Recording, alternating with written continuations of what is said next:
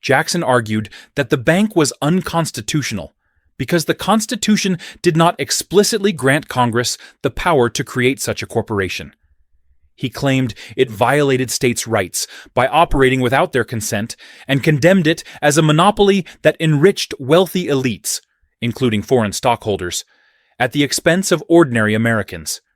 He described the recharter as a gratuity of many millions to the rich, warned that it concentrated dangerous levels of power over currency and credit in a single institution, and portrayed the bank as a corrupting force in politics itself. Most importantly, Jackson framed the veto as an act of defense of the people themselves, farmers, mechanics, and laborers, against aristocratic privilege. In doing so, he elevated the presidency into a direct check on legislative overreach and transformed a banking dispute into a moral confrontation, with the nation watching. What followed was open warfare, fought in newspapers, pamphlets, cartoons, and Senate speeches in full view of the nation. Opposition presses, backed by national Republican figures, unleashed a coordinated campaign to discredit Jackson. He was portrayed as reckless, ignorant, and dangerous, a demagogue threatening the stability of the Republic itself. Nicholas Biddle and pro-bank editors ensured Jackson's veto message was circulated widely, but not to persuade, to condemn.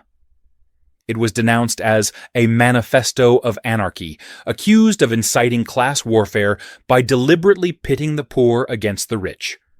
On the Senate floor, Webster warned that Jackson was inflaming prejudices and resentments among the masses, undermining respect for property, institutions, and law.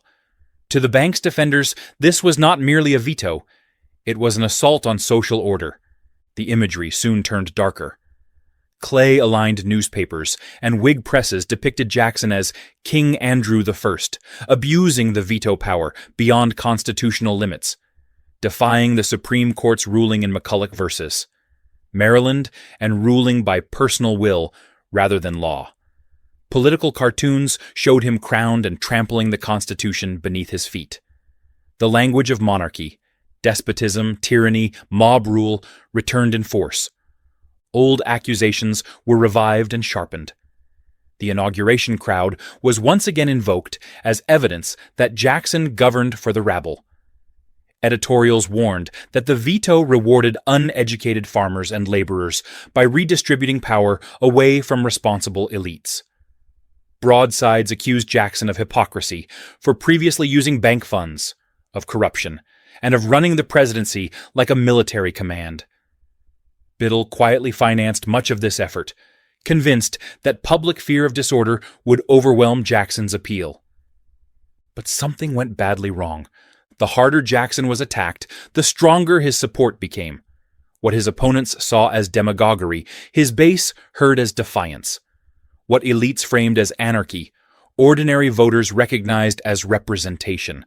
The smear campaign did not fracture Jackson's coalition, it consolidated it. Congress failed to override the veto. And when the election came, the result was unmistakable. The 1832 campaign became a direct referendum on the second bank of the United States. Jackson's Democrats framed the contest as the people versus the aristocracy. Jackson organized Hickory Clubs, local Democratic organizations designed to bolster his support. Jacksonian newspapers flooded the country, and the bank was placed squarely at the center of national debate. Clay warned of economic chaos and instability if the bank were destroyed. Jackson countered by tying the institution to the corrupt bargain of 1824, accusing it of financing his enemies then, and funding the attack against him now. Jackson won decisively. He interpreted the victory as a popular mandate, not merely to oppose the bank, but to dismantle it. For his supporters, the message was clear. The people did not want the bank. For the financial and political elites aligned against him, the message was unmistakable. If Jackson could not be defeated at the ballot box, he would be resisted by other means, through institutions, credit, reputation, and public legitimacy. The moves Jackson was making were unpredictable and, in terms of political warfare, highly effective.